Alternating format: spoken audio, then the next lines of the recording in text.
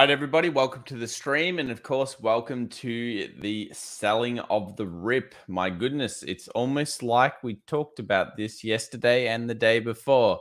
Yes, unfortunately, any big bullish movement was met by big bearish movement. Let's have a look here at the S&P 500, bring in the 15-minute chart and talk about that rip. And then, of course, the dip looked pretty good there for a bit of the day. We noticed the close to the open, and then the first run 4600 achieved. Little shooting star, few bit of rejections up here, a couple of rejections on the 5 and 15-minute charts, and then all of a sudden it was a sell, and now we're sitting almost at 4500. So it's kind of what we expect. Increased volatility, obviously negative sentiment, algorithms working overtime, someone said before. I think that's a big part of it. And I certainly think that it's one of those times where you've got to be careful, you've got to be nimble, and you've got to be fast. As we said, VIX above 20, you've always got to be prepared for this type of thing.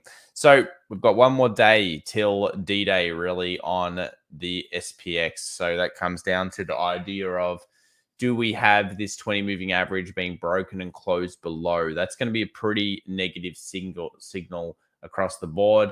We've got small caps going down 1% today at 202 now for IWM, showing really weakness. And it's not a time, I think people are misinterpreting this and misinterpreting what I'm considering. Here is a question for the chat. Let's see if the chat knows what you guys come here all the time. Let's see if you guys know what I'm feeling. Am I bullish or bearish on the market this year? What do you think my sentiment is for the market this year? So we're here, we're selling off, obviously new lows. No, that's negative for today. But are we bullish or bearish for the rest of the year? Let me know. We've got Bradley B coming in with $9.99. Thank you very much. Brad, great trade off the lower high pivot with the 1 hour 20 and 4 hour 200, scaled out 3/4 on the gap fill. Thoughts on Netflix earnings? Yep, we'll bring that up soon. So yes, good work, Brad. Thank you very much for the $9.99. Appreciate that, Ben. And glad to hear you're doing okay and you're being nimble and fast. Jacob Waterman says, you're foolish, man. Good one, bro. Nikita says bullish. Mike says bullish. Raja, Alexandre, Burr, Hot Potato. Hot Potato says I'm bearish on the rest of the year. And then Holden Caulfield says neither. It's probably a good response there. If you're a trader, okay. So if you're a trader, you're neither. That's a good point. You don't actually have an overall bias, though you should still be partially biased towards the bull side generally, just because it is more profitable in the market to trade the bull side than the bear side.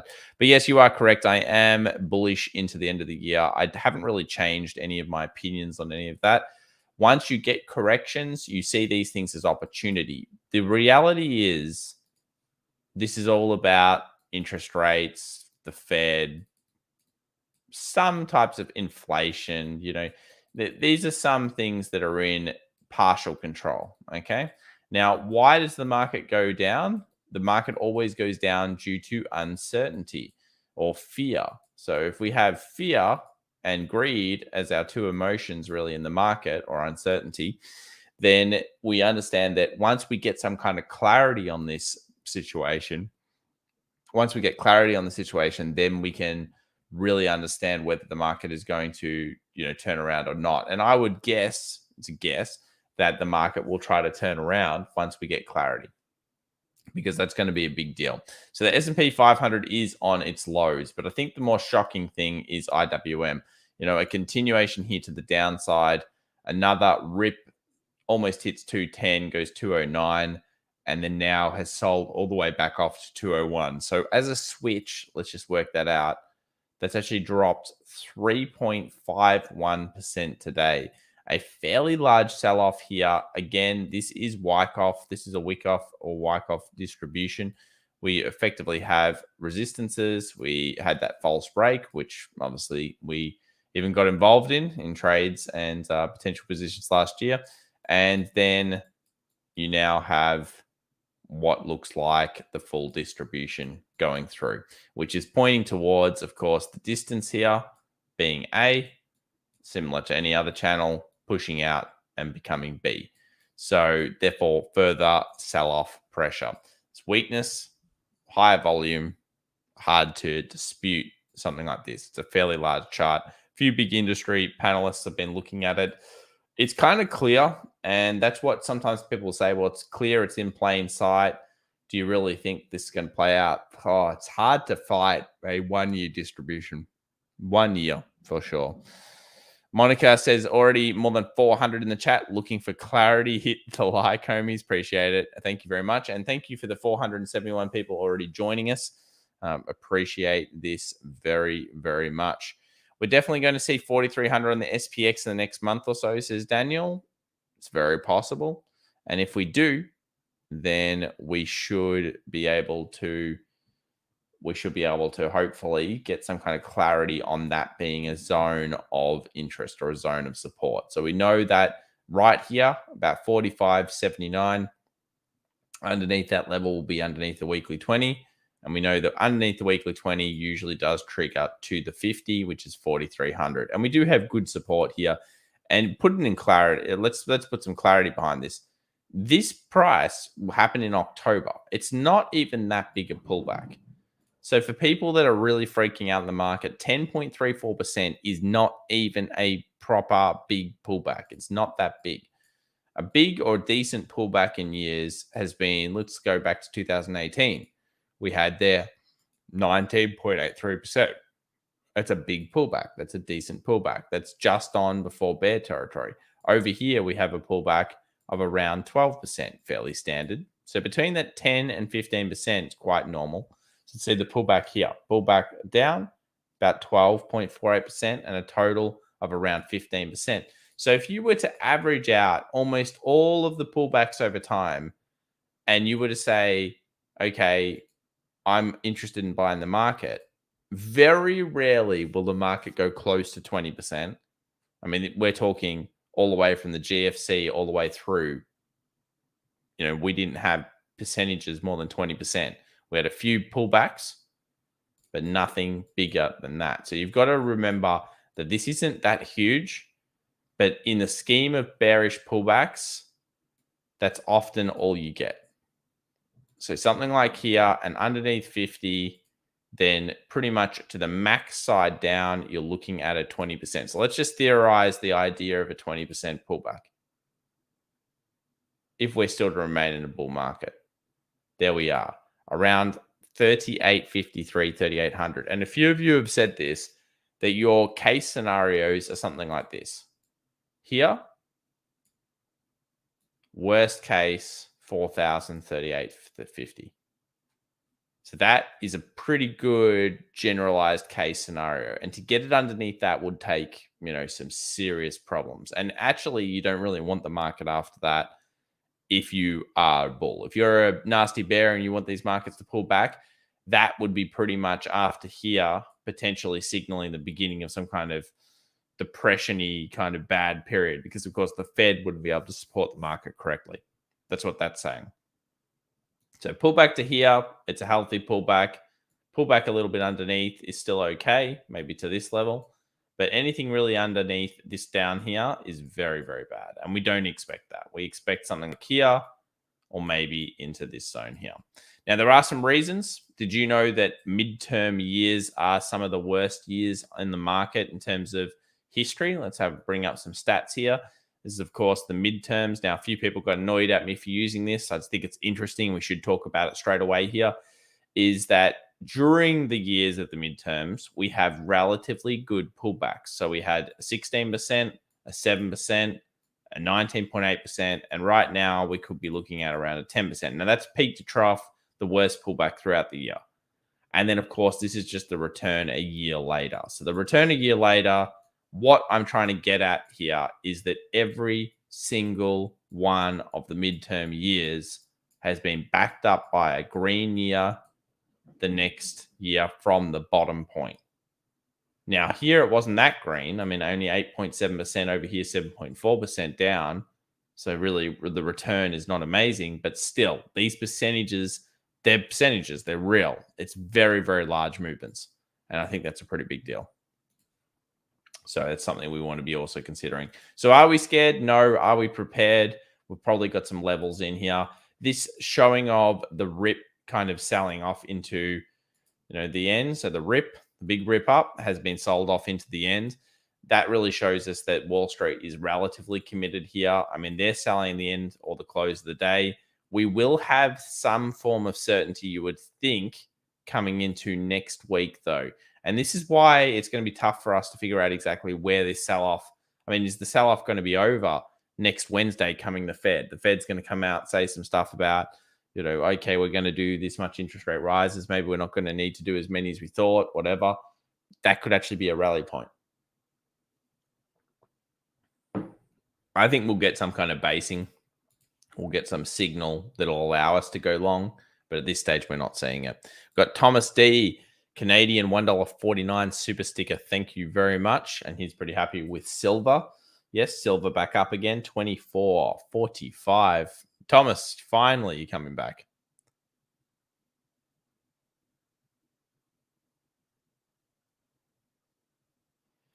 HE says, would be really scary if the market didn't dip like this. Agreed. Then you start to get into that kind of terrible bubble territory. And remember, a lot of people aren't familiar with some of the things that have happened over time.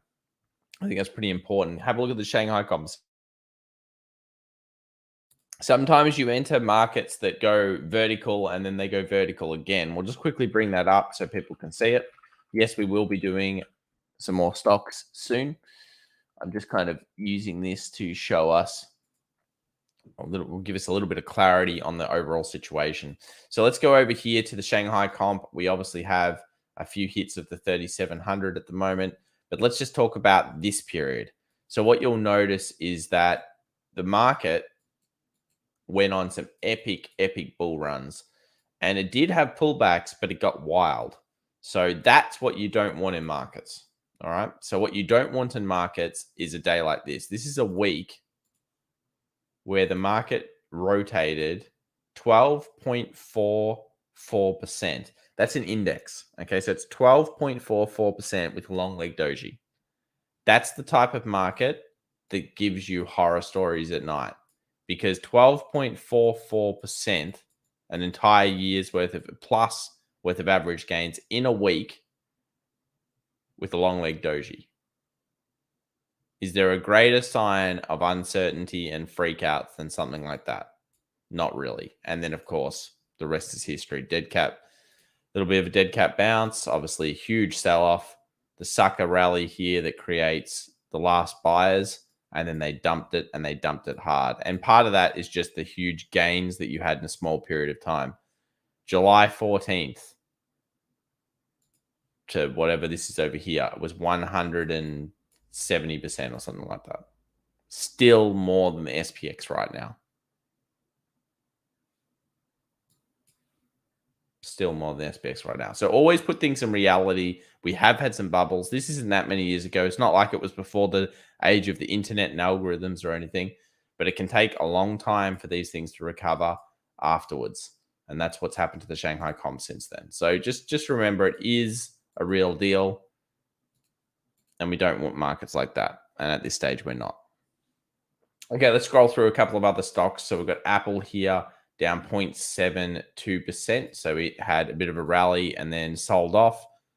Let's quickly take a look here. So there's the low from yesterday. We're on a new low, obviously a bit of a rip, and then a sell-off at that resistance. And that's the type of thing you're looking for day trading. You're basically looking for it to come back to a resistance. And then when it does come back to a resistance, for it to show us signals of weakness. So here's the resistance.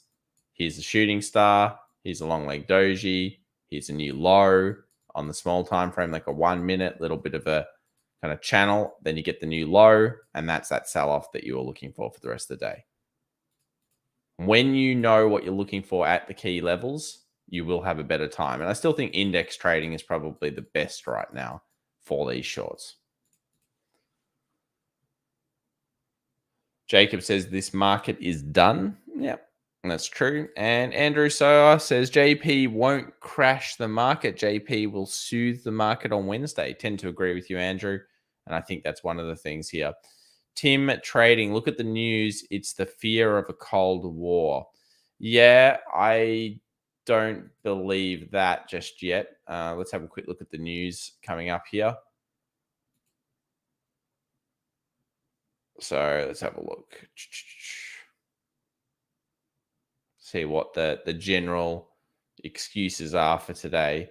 I'll give you one thing, that if you actually look at the word war, and obviously that is a bit of a black swan here, and we're seeing this kind of concept of we're worried about it or we're scared of it happening, it will most likely have like a minimum kind of, there will be some breakout at some point over the next decade, okay, between potentially some areas. And the reason I'm saying that is the stats used to show around 20-25%. These are big modeled stats of the chance of that happening.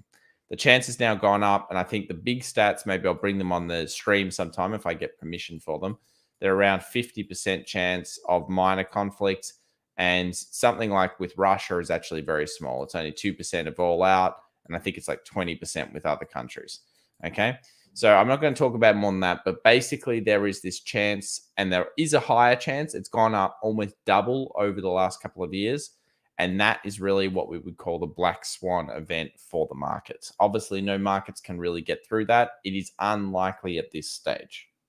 Okay, unlikely at this stage. Again, anyone that's coming in, we've got 682 of you. The market is, of course, selling off. It's selling the rip. So the rip that we had this morning, we've got new lows. We are going to close, you would think, around these prices. And then in the next session, you really just look for a very similar concept. I mean, if you believe that the market's continuing to go short, you look for rips. You look for signs that the rip is turning around. And again, that is going to be if you're biased towards the short, which currently these markets are. And you just look for turnarounds, shooting stars, rejection candles. Something like this 15,000 could become now a point of resistance in the future. These are the types of things I would look for as a day trade. And I think this is good for day traders and scalpers to come in, look for these areas and make money from them. What else is really happening? Is the US 10-year showing us anything that we're scared about? Not really. It's actually dropping back down to 1.825. So that's not really too much of a concern. 2-year also stabilized down, which is a big deal. Gold, silver, all of those continue to do pretty well. Silver, nice base formation here. Wait, what's not silver? There we go. Silver just hit our first take profit, actually. So silver hit first take profit. It's going to sell probably a little bit off that. We go over to gold. 1837 was as high as 1847 at one stage. So if it comes down a little bit more, we kind of just expect a turnaround around 1830. Watch this zone, watch the space, and if it creates a lightning bolt, creates a double bottom, that type of thing in our 1830 zone could be also quite bullish for the metals here. There have been some other metals that have done even better. Things like platinum, big move out here, huge spike, and a continuation of that trend as well into the next session. So all the metals are going across the board: silver, platinum, gold. In fact, gold is the weakest at this stage in comparison to the others, and they're looking all right. Any notables on the stock? So someone wanted me to mention Netflix. So Netflix down 1.55%. I haven't read the report, admittedly. I assume it wasn't too bad. But Netflix will still come down with the rest of the market. It's on a little bit of support. It's not on major support. If you like Netflix, is this a good level for investment? It's not bad at all. If you want better price, then of course you're looking for that 482. But I don't think this is hugely negative towards the stock. You can see it didn't really move that much off the earnings itself, because otherwise it wouldn't be competing with the rest of the market. But that 482, 480 area is pretty strong here for Netflix. And from here to the peak of where it was just recently, 38.25%. So quite a large improvement that can happen on this stock. Oh, earnings is after hours, is it? I thought it was before hours. Oh, you're right. It's after the close. Forgot. You can tell I don't have Netflix. I talk about it and I've still forgotten. All right, there you go. It is after the close. Oh, well, we'll see it together. That's fine. Let's see if we get down to 482. I'm not going to guess on it. I don't like guessing on earnings. I have no idea. You would think that Netflix has put on relatively good subscribers. I mean, this is their first announcement since the Squid Game. When did the Squid Game come out? Squid Game was like here, wasn't it? Or was it here? Can't remember if it was before. But look, my interest in it, in the stock, is very little. I just think it's one of the first tech stocks. So if it comes out poorly, then yeah, could sell the market firstly as well. Thomas said, I recently invested in some magic cards. Fair enough, man. And Gary says, Piton down 20%. Yeah, a few people are copping a lot of crap for Piton. So luckily, I never fell into the trap of thinking the Ab Cruncher 7000 was any good. And it wasn't. And we're down to 24.11 now. I believe that is on production concerns. So effectively, they're not making as many as you would think they're going to be making. And it's back down at the IPO price. This is why you be careful, guys, of companies with low moats. Okay. If they have a bad moat and other competitors can come in, let's say if my startup cost to compete with the business is $10,000 or $100,000, it is not enough money for me, or it isn't patentable or something like that properly. It's not enough money for me to think that the company has a moat. What gives it the valuation of $100 billion at that point? Or wherever the hell it got to, $60 billion or $40 billion. Moat when you're investing. Could you have traded this stock? Yes. I think we had a crack at it over here, if I remember rightly. But you need a moat. You need, yeah, there's that lightning bolt we had a crack at. It's a trade. It is not an investment. Okay. Investing and trading, different things. When you're investing, you must have moat. You must have some form of buildable, scalable business. What's moat? It's effectively competitive advantage. And you should definitely read up on it, Nicholas. You need to understand.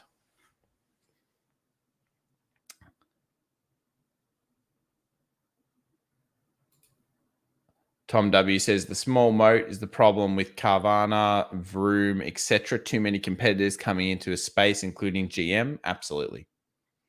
And then Ken wants Yesla. Yeah, the Yesla, the Weissler. We'll look up Tesla in a second, man. Absolutely. No, it's not most. It's moat. M-O-A-T. Sandola 77 $4 super sticker. Thank you very much, man. Appreciate that.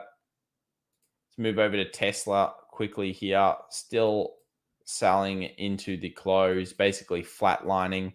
You had the rally here today. The rally went up to 4% off that 994. Wouldn't be surprised to see this actually close in 3 minutes at a new low. So we'll just quickly chuck it on there, see whether it does. Tesla is not immune to rip rallies. So the rip was purchased here, but another interesting day. The thing that's amazing about Tesla is it just always manages at the moment, with its sentiment being so strong, to hold so much better than other things. I mean, that's a pretty decent hold. It's not on a new low for the day yet, or barely. It's actually up 0.09%. The rest of the market is not doing that. So the rest of the market, I mean, look at this US 100. It continues to get flogged into the back. 1.26% down now. Nvidia 242. Who's excited about these levels? Is anyone excited about 229? Market cap still about 580 billion there. Or are you looking at $200 back in October? This stock certainly did get overextended. It was sat for a long time around that 150. All of August, all of November, all of March, all of April. Not unknown to have these types of huge moves on it. There's a big sell-off that happened in 18. This stock, I remember this stock getting absolutely obliterated. 60% down. Over a period, the rest of the market dropped about 20. So it's a great semiconductor stock. Don't get me wrong. I like Nvidia a lot. I have their 3080. I enjoy the products. I got a Shield. Shield is the best thing for TVs, by the way. If you ever need a TV smart kind of computer thing, whatever they call them. The shield is very, very good. Very good.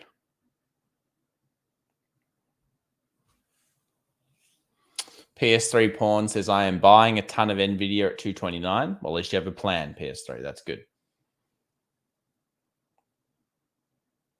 NVIDIA sells money printers. I guess so. In the form of crypto. Yeah, something around these prices here would be exciting. But remember, are you prepared to actually pull the trigger when prices come to the levels that you like? You must have a plan set in place for these types of things. Another big fall from grace. Etsy continuing down here, almost on support now. But will this hold? Price action doesn't currently tell us it will. We've got Gareth Benton, $4.99. Thank you very much, Gareth. Hey, Tom, what's your opinion on covered calls? Paul Mann's covered calls on PLTR, PayPal, NVIDIA, once the market shows consolidation and signs of recovery. Okay, so covered calls in general is a great strategy. Usually, actually, I would go with it on really high. Really high. Like you need, the problem with covered calls is this. It's generally kind of like a richer person's game. That's just the reality. You buy stock, you're covering the position with the aim of making some kind of fixed income component, and that hopefully the stock rallies, but then at the same time you want it still underneath that covered price so that you can hold the stock and then do it again.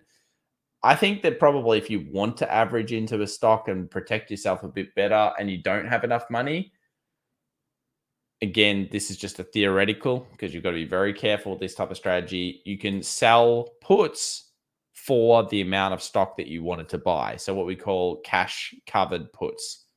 And you will find that you get a lot more premium for doing that because effectively you're selling insurance on that particular stock. Yeah. You're basically saying, okay, I think this is a line in the sand. Let's say it was for Etsy. I'm going to sell a $120 put and you're going to get some pretty good premium. And we may do a stream about it one day because, premium on Tesla, premium on some of these highly volatile stocks, you can have it for 2 to 3 weeks. Could someone get me the premium right now on Tesla for a 1 month?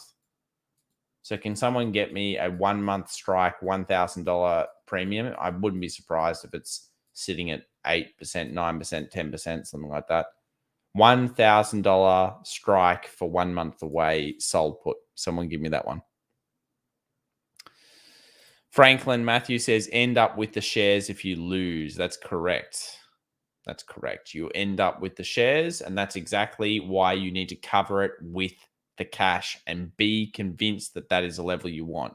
So if you see a price coming down, you think, oh, I want this stock, but I think it could keep falling, but I'm itchy and I'm going to buy it anyway. And that was my plan, and you covered calling it, then that's one thing. But once you make that decision, while you can sell a put and buy it back and clear it in the market, it is not good to do that.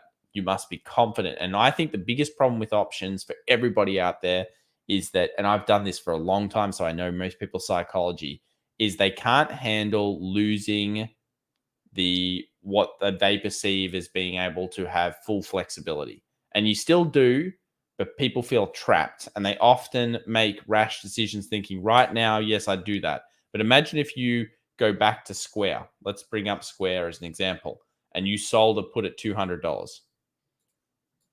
And you've sold it for 3 months and it's here right now at 127. You might be like, oh man, I don't want to take that. Damn it. I could buy it at 127. You've seen the future now. So this is the problem with selling positions. You've seen the future. It makes you feel like a dum-dum. And at the same time, you are compelled because of the contract that you have effectively signed to grab the stock at this price. So just remember, you will end up seeing the future. This canes people's psychology. I don't know what it is about it, but people cannot understand that when they entered into the contract here, effectively, they made a deal. And you have to stick by your deal. And if you're someone that runs away from your deals and runs away from your conviction, don't do it. There you go. Did anyone grab me that Tesla? Feb 25, Tesla put selling for 8.24%. There you go. So $82.40. So Feb 25, Tesla put at 1,000. Thank you very much, Gary, about that. And someone here says Feb 18th strike about 7.67%. So that's a pretty big deal. Tesla 1,000 strike. All right, close has happened. So Netflix has just gotten flogged, it sounds like. Let's go in and have a look. That's why we don't put a prediction out there. We have absolutely no idea what's going to happen. Down 10%. Oh, so we are even underneath the last strike. Wow. So we're underneath 480. All of a sudden we're 450. Pretty good. So that's the base of the last year. Probably due to increased competition. But there you go. That's why earnings are scary during negative sentiment, down 11%, 452. Is that the worst price I've ever heard for Netflix? The answer is no. Current price, 225 billion. It's still the only... It's tough because it's the only streaming service outside of Prime that I currently have. But I don't even know if I want to keep it. I know that's ridiculous, but I don't watch TV. So, yeah, there you go. 200 weekly at 423. So you'd think that it finds basing between here and there, even with a bad result. Previous resistance here from the 18 highs. Bad sell-off, though. I feel bad if you're in that one. Unfortunate. But it's on at least, some form of kind of buyish kind of zone. Bad.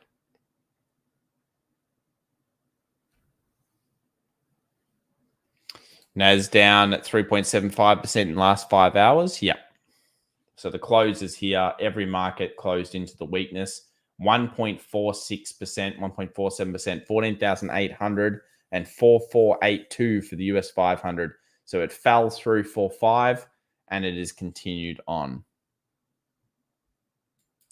Finken79 says, haven't owned TV in years. There you go, man.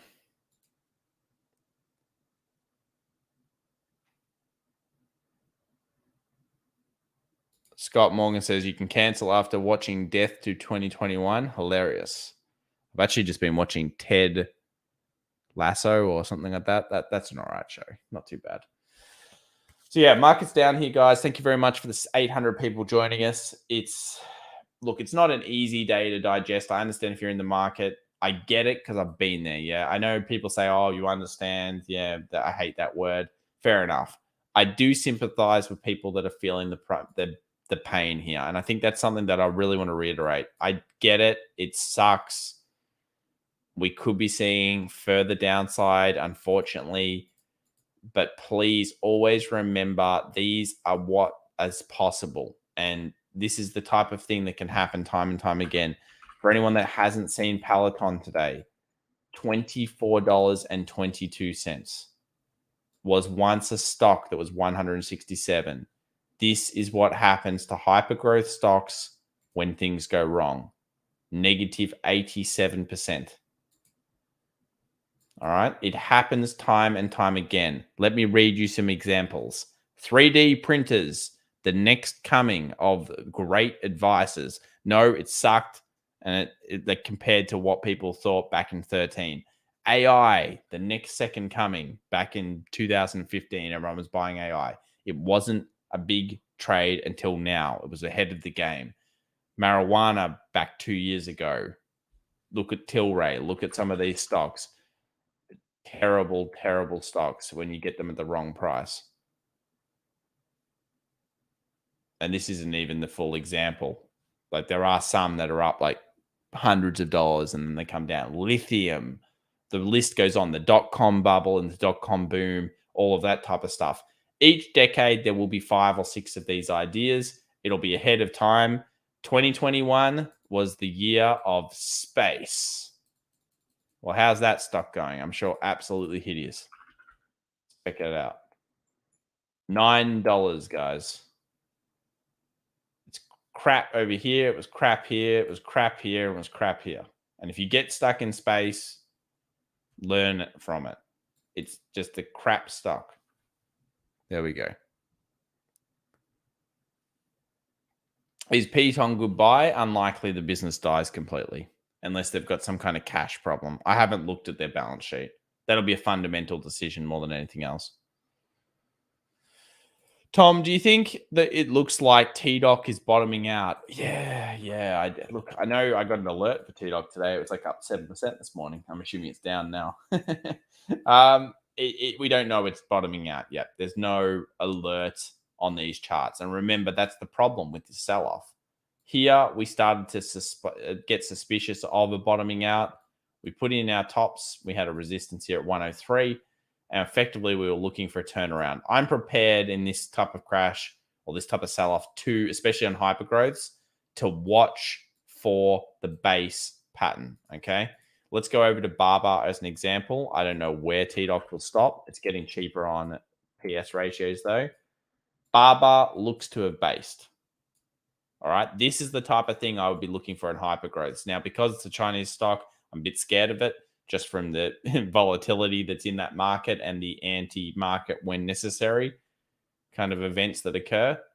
But we have the base.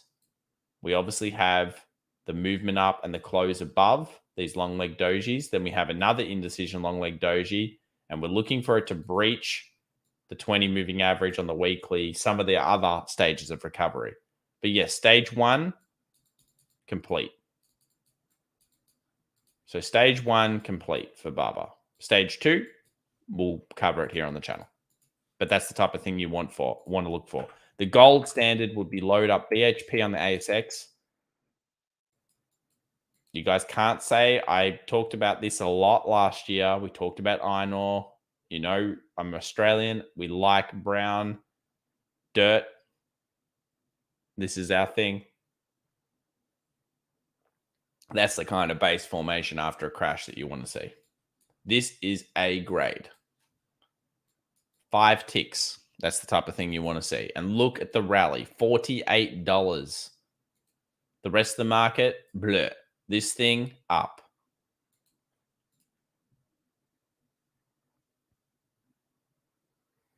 Durgesh is happy. Well, Barber at least is showing stage one, Durgesh. Just like it has been, though.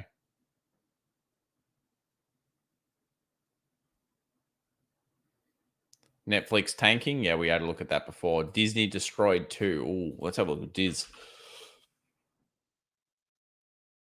Down 3.81%. Actual Nasdaq down now 1.65%. So Disney trading at 141 base. Wow.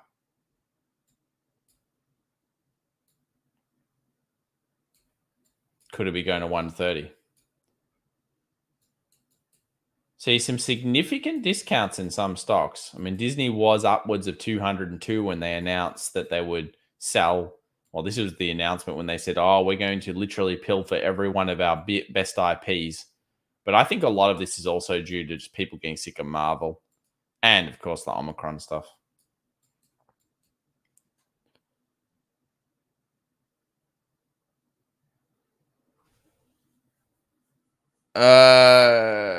Nicholas says, can I unblock you? Yeah, sure. I'm not sure who blocked you, but I have a look. When all I did was trying to warn your followers that volatility was coming and that you never talked about managing risk. Well, that's not true. I do talk about that, but anyway. We will see, Nicholas. I don't know. Message me in Discord and I'll see if you are blocked. And then if you are, you can be unblocked, sir.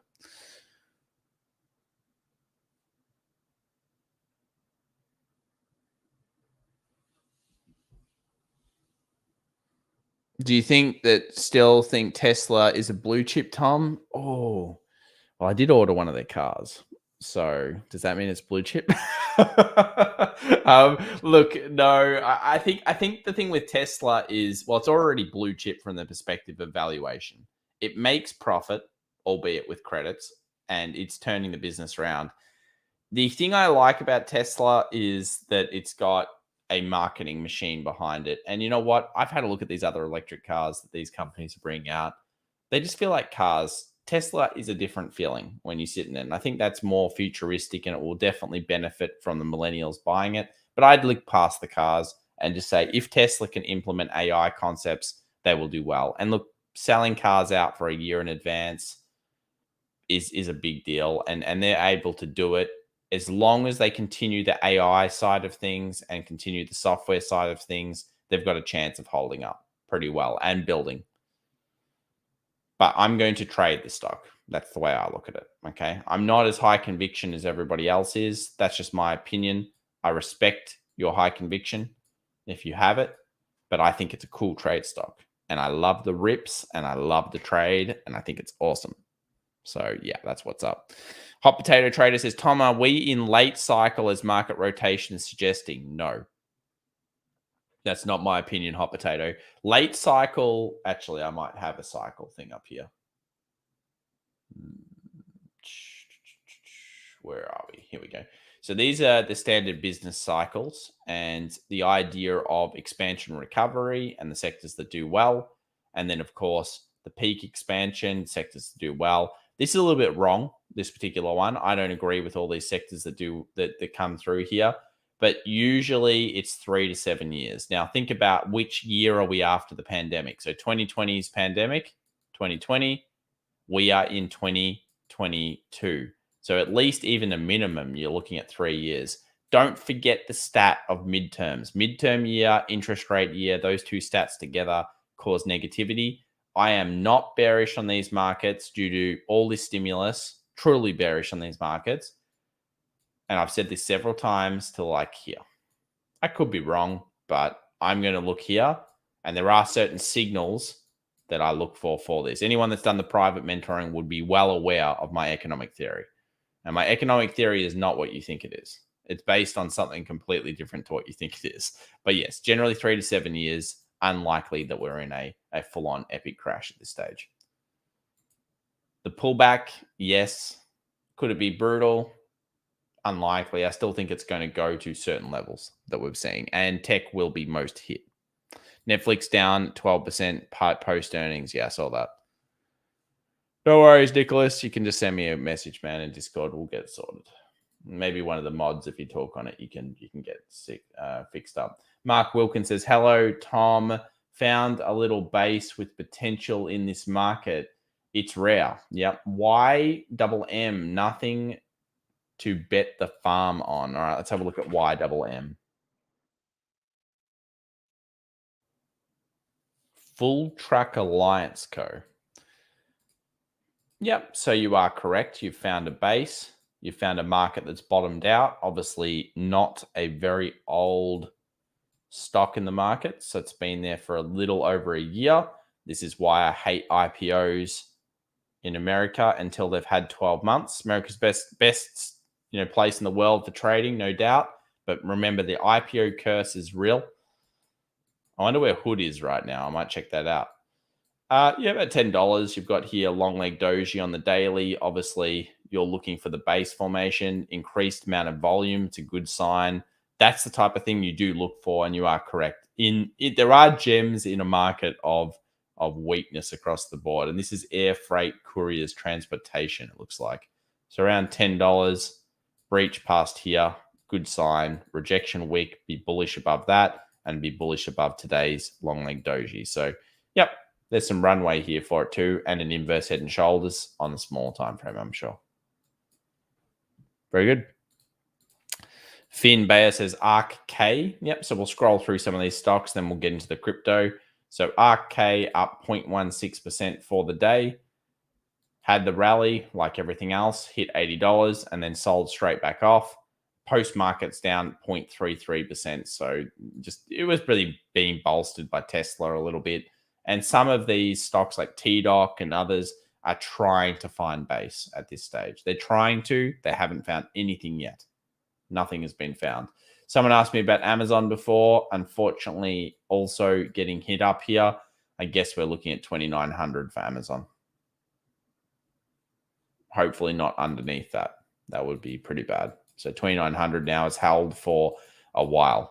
So we'll check that level, and we'll continue to watch Amazon fairly closely around here. Rumor Disney may buy out DKNG. No way. It's got to be crap. Yeah, Scott. No way. Why would they do that? That seems so weird to me. Does anyone else, the chat? This is a gambling company. Do you think Disney would buy it? No, it's all right. It's all right, Nicholas. All good.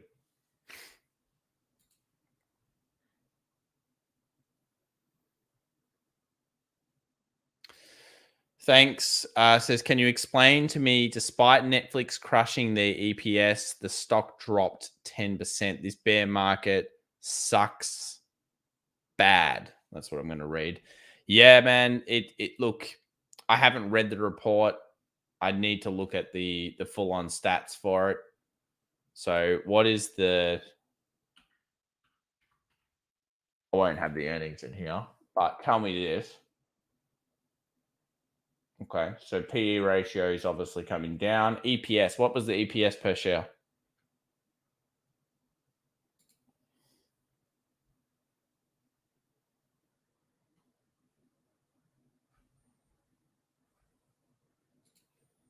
Just having a look. So the growth itself is very good, very nice, and you can tell that the thing about this stock is it deserves to be getting valued at a fairly high rate. I mean, the growth is amazing. $6, $8.26, $9.64, $11.09.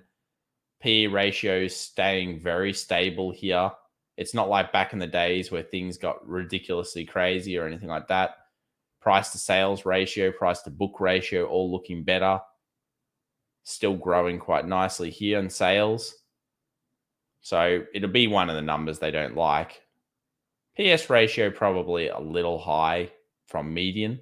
I guess you really like that more around that $5.25 to $6 range.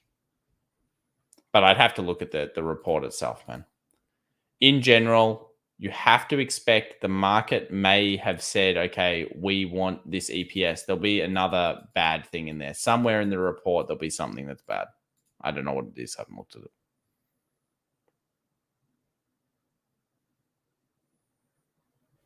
See, I mean, you have a look at something like Tesla and you put it in, again, starting to show that really big growth here. For a lot of this time, it didn't do that much in terms of sales, but people were still hyping it. Now it's starting to really accelerate away. Still very expensive, even on historical ratios. But I think Tesla's more of a price to book, if I remember rightly, the way you priced up. Is the time when you want to see buybacks and insider buys? You probably would, yes.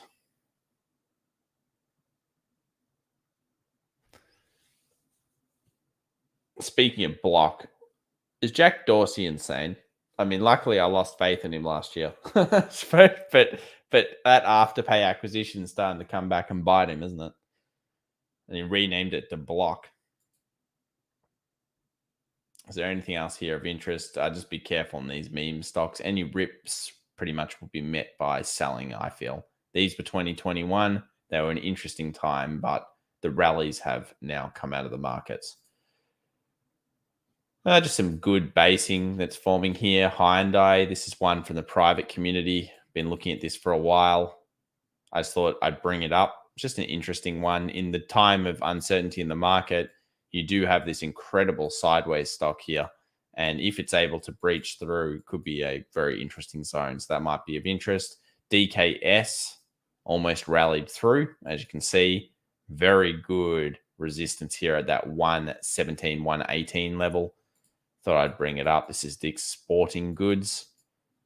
Pretty big level here if it's able to breach above. Something of interest. How's the old Facebook going? Facebook's holding up relatively well thanks to its new Meta platforms. Holding around. TAN still on support. That is the solar. The California stuff here will be a big deal to that. Some other ones of interest. Crowd on support at the moment. We'll find out whether it can hold it. One of my favorite stocks in the market. Net, another one of my favorite stocks in the market at the right price, coming back down to our zone, our buy zone area. Big fall from grace here for Cloudflare, still a great stock. All comes down to price.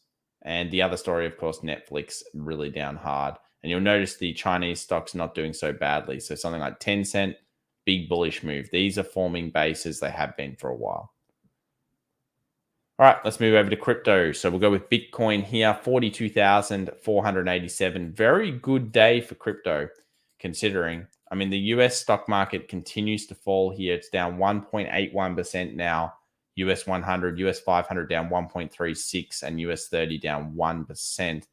Yet Bitcoin, while dropping, has still held relatively strong. So we'll just take this rally component here, another 2.53%. It was up to 43,559. Obviously, we're looking for a 44K closure in terms of movement. Not going to hold above 4270, 700, it looks like at this stage, but at least it's still holding here. For bears, well, you know where you win. You're just looking for the head and shoulders to play out. I don't think it's going to this price, but certainly underneath 40K, 30K is open, and you've got to be prepared for that crash should it occur. If Bitcoin can continue to hold here, though, that's a big deal. Let's check out Ethereum, another one that's bouncing off that 50 exponential on the weekly. It'd be nice just to see a green hold. So if this market could get to like here, that'd be fantastic. And we're looking for, of course, these double bottom style patterns. So crypto is showing signs of base. Hopefully it can continue to hold up. Gary saying, he says, late cycle, not a chance. Roaring 20s, baby. Yeah, I tend to agree. Big stimulus. Roaring 20s were some extreme stats there and extreme years on extreme years with even crazy evaluations in some ways. Netflix is definitely bringing the market down. It's killing sentiment on tech. You are correct. You're 100% correct. That's exactly right.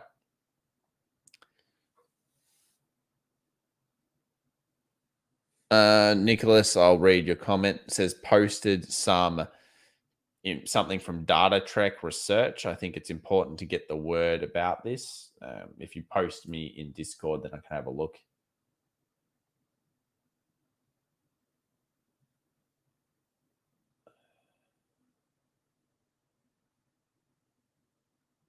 Yeah, if that was you messaging me in Discord, just send me the data track there. And also what I would say is send me your name in YouTube so I can actually find it. I can't search correctly on that.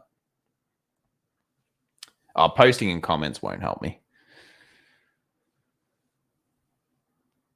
Buy some SQQQ after hours. Wouldn't be doing that. If you look, I think I made it perfectly clear that there was probably going to be a rip rally, and then that rip should be looked at for a sell. If you missed it, well, don't just jump into sells, guys. Sells are hard, buys are easy. Where are we at this point? We're here in the middle of nowhere land. Where do we expect to go? Probably somewhere around here. Is the reward worth the risk that you have to take to put a correct stop loss in? The answer is generally no.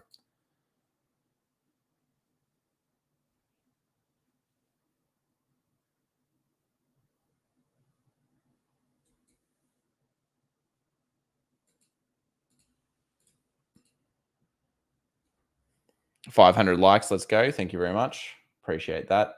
So yeah, the Bitcoin market and the crypto market holding up pretty well here. This is actually a good deal. Amazing that it is even holding. I thought we'd be on a new low by now, just because, I mean, I wasn't trading that way because the market, my opinion means nothing compared to what the market is actually doing. But Ethereum and Bitcoin and stuff, they were moving with the Nasdaq up until the last 24 hours. The Nasdaq fell off. They got flogged as well, and they're holding above. This is good news. Yeah, big stuff here. Still very low though. Many of these coins still very low. I mean, look at this DOT still sitting around 24. You know, one of the ones I like sometimes, KSM sitting very low. Matic holding as best it can.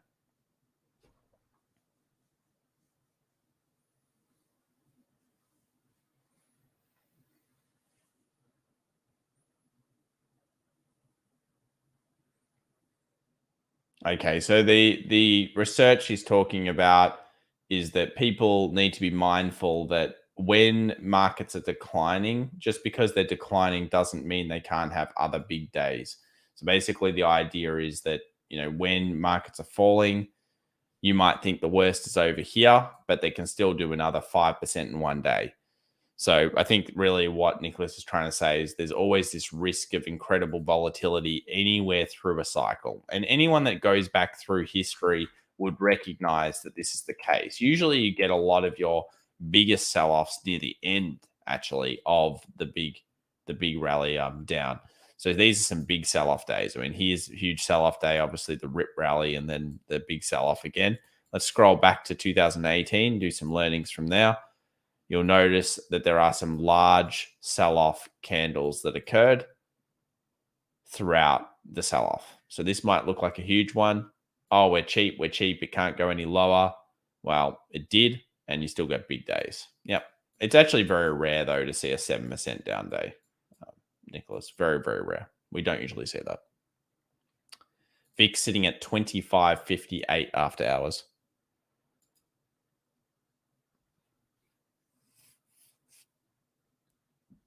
I'm wondering if it's time to start nibbling. It's getting pretty close to that point.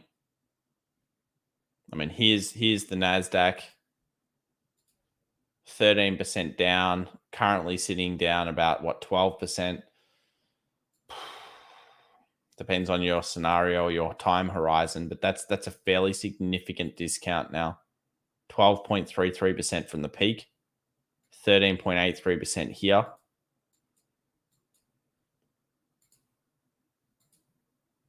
4% switch on the day from the rip rally to the low.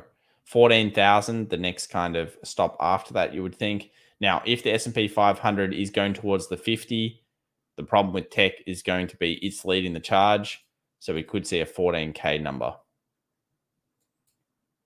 So that would put us at around 16% down. It's not that far off 12, really, is it?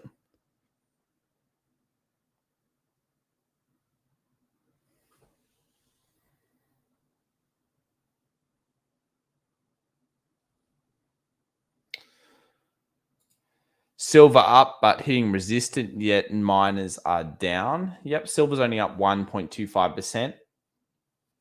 GDX overall. Let's have a look at just the gold miners here. Index.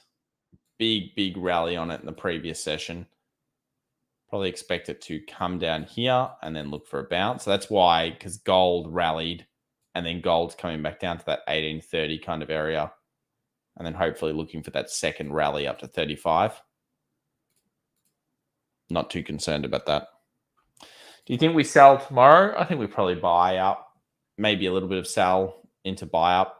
Hard to make predictions about day to day here. You've got to be nimble and fast. So you've got to get into the 5-minute, 15-minute on the session opens and look at their scenarios. I think yesterday's one or today's one is more likely. Like there was going to be a rip, and you'll notice it comes back and hits our trend line perfectly from the bottom up. So this is exactly where we expect those rips to go to. The US 500 was the real key here. 4,600 was reached and then sold straight off.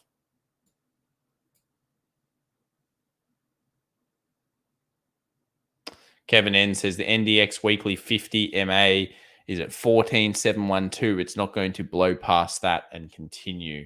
I'll never say never, but we'll have a look here at the weekly 50. Weekly 50 is sitting around 14,672 for me.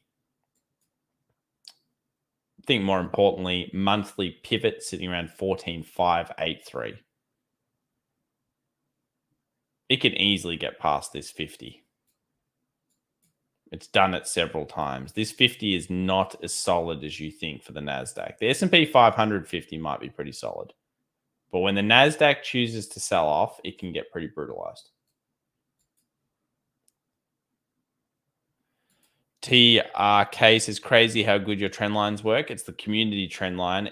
Look, trend lines are crap for most people, okay? So, like, even this one, like, that should have been I don't even know why that's sitting there, but it needs to be readjusted. They are not 100% accurate concepts. You need to firstly know where you're going to put it, and you need to have very, very good ones. So this one here, the bottom end, is incredible. It doesn't get much better than that. I mean, that's pretty much the perfect textbook, absolute beast. Very beautiful. But in general, if you're a beginner, horizontal support resist, supply demand, accumulation, distribution strategies, channels, patterns in general, that's where you should stick to. George Grande, $5. Thanks, Tom, for your excellent analysis. You sometimes talk of scaling into a position. Does it ever make sense to scale out of a position? Absolutely, man. Hell yeah, it does. As you're taking profit, it certainly does. So, like, let's take this as an example here. So you might have said, okay, I want to buy some in here on the smaller time frames. You buy some here, you buy some here. You've scaled in 3 times. Then you may sell. You notice how I've got a line here. I'm not going to tell you that I didn't think 44.16 was a potential resistance. So what you might do here is you might say, okay, I'm going to sell a third, and then I'll wait for it to hit $50, and I'll sell a third, and then I'll leave some on for the rest of the time. If it's a trade, absolutely. Scaling off, take profits is the best thing. And I wish I could go back and slap myself when I owned my 156 Bitcoins. Just go bang, slap me. Crazy. Absolutely nuts back then. And not sell the Bitcoins all at once. And instead, sell a third at a different price, and hold the partial third. Because if I did that and you have 156 Bitcoins back in the day when they were worth nothing, well, that'd be pretty sweet, wouldn't it? But instead, I sold it all at a price, and yeah, that sucks. Am I Australian? Yes, I am.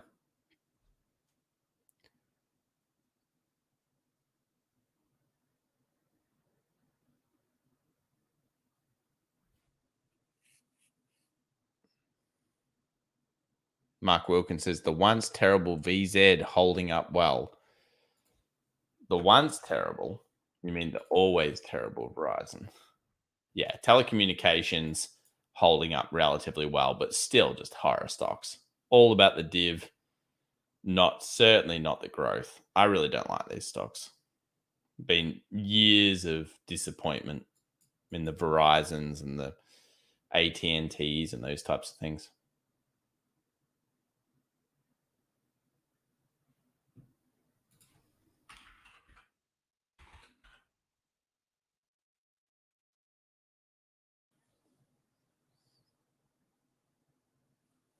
Intel, yeah, sold off pretty hard. Still pretty choppy, this stock. I think at the current discounts that you're seeing in markets, you will get better deals than having to look at Intel. But Intel's back on a guest support at this stage. I want to ask everybody in the room list. Let's see if everybody's been here for a while. Would you be better buying a stock that has a tradition of very bullish sentiment in a pullback, or one that is getting what you would think is cheap in a pullback? As a trader, this is. So let's say we'll give you 2 scenarios. We've got a stock that's doing this. Okay. And in general, this trend has been incredibly strong, but we're in a bigger pullback here. And then we've got a stock that's done this, and it's selling off into, well, it's at a much cheaper rate than it previously was. Which stock do you think will perform better if the whole market turns around? This stock, we'll call this stock B, or stock A. So a stock that's had a pretty aggressive uptrend, it's pulled back very nicely, but the sentiment has still been very good, or stock B that's gone in line with the market. Kevin says the bullish stock every time. Yeah, the cheaper pullback tends to be the better recovery, especially if we're in only a few weeks. Let's call it maybe a month and a half of pullback. The sentiment usually holds at that point, and you tend to get that big rally. B will hold better. B might hold better throughout like just a huge support. But if we get the turnaround story, A will actually give you the faster return. But B will have less risk. That is correct. And 10 says here A, because B signals something is wrong with price and it is being corrected. That is correct. The other one's more just going in line with the market. You're right. So generally A would be the pickup and B would be the pickup that most traditional investors or traders will go with. But you'll find that the one with the big sentiment tends to come back way faster.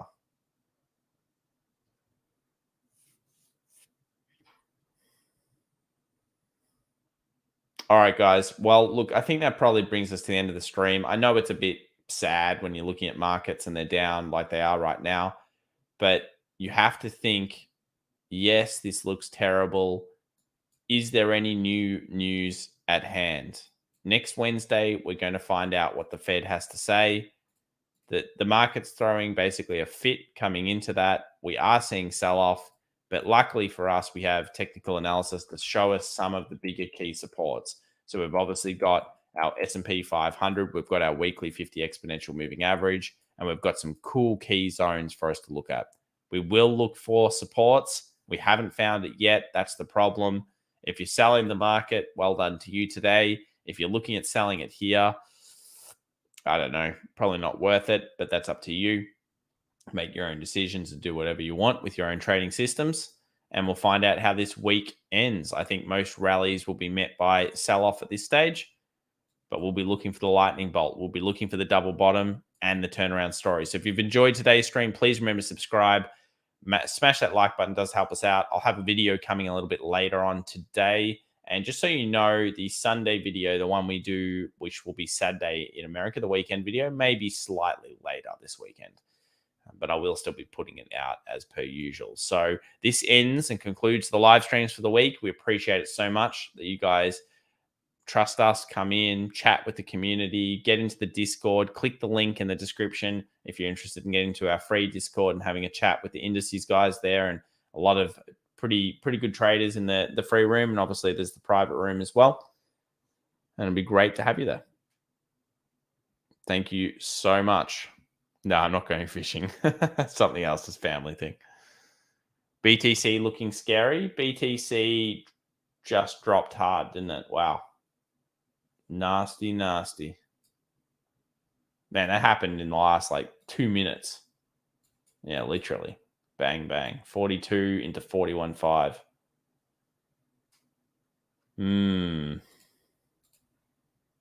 We'll watch this space. I'll make a video about it a little bit later. Look, we just need to hold the supports, but yeah, that is looking a bit nasty. It has to hold up. Maybe the rest of the market sentiment is starting to drive it. We'll find out. BTC still in the doldrums around this 40. We need to hold 40, as we know, and we have many reasons why. Price action has not told us to be terrified just yet.